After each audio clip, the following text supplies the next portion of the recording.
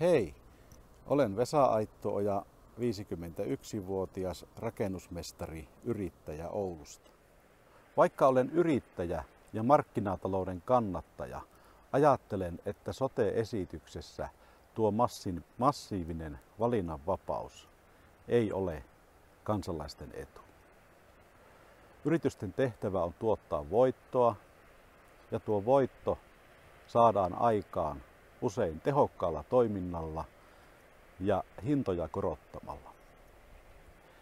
Kun terveyspalveluiden hoidossa tarvitaan lisää hoitavia käsiä, niin nämä asiat eivät vain sovi yhteen. Mutta sen sijaan kannatan kyllä nykyistä yksityistä terveydenhuoltoa nykyisen julkisen terveydenhuollon rinnalla. Nämä kaksi täydentävät toisiaan, mutta toivotaan, että tuo valinnanvapaus saadaan sieltä soteesta pois näin massiivisessa mittakaavassa. Soteen nimissä on kuluneella vaalikaudella tehty jo monenlaisia päätöksiä, kuten päivystysasetusten muutoksia ja siihen liittyvää lainsäädäntöä. Nämä ovat aiheuttaneet omalla alueellamme myös erittäin ikävää kehitystä. Muun muassa Oulaskankaan synnytysosaston lakkauttaminen ja nukutusleikkausten lopettaminen Raahessa. Kyllä maakunnassa monilla uskottavuus politiikkaan on horjunut. Ajatteletko sinä kenties samalla lailla? Haluan, että voimme säilyttää elinvoimaiset maakunnat ja meidän ei tule tuhota sitä. Lopetetaan keskittäminen yhdessä.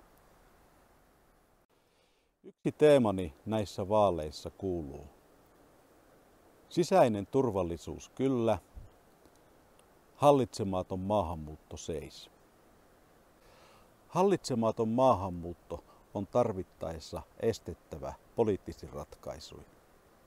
Hallitsematon maahanmuutto ikävine lieveilmiöineen on uhka sisäiselle turvallisuudelle. Olen syntynyt Kalajokilaaksossa Nivalassa. Olemme perheemme kanssa asuneet 17 vuotta Oulaisissa ja nyt 7,5 vuotta Oulussa.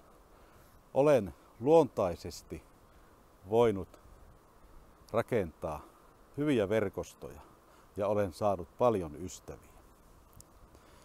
Monet ystävät sanovat minua pojaksi.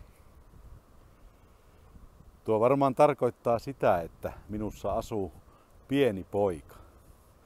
Tuo poikamaisuus on mielestäni voimavara katsoa luottavaisesti ja positiivisesti tulevaisuuteen. Rakennetaan yhdessä Suomi, johon voi luottaa. Inhimillisempää keskustaoikeistolaista politiikkaa, ihminen edellä. Kristillisdemokraatit.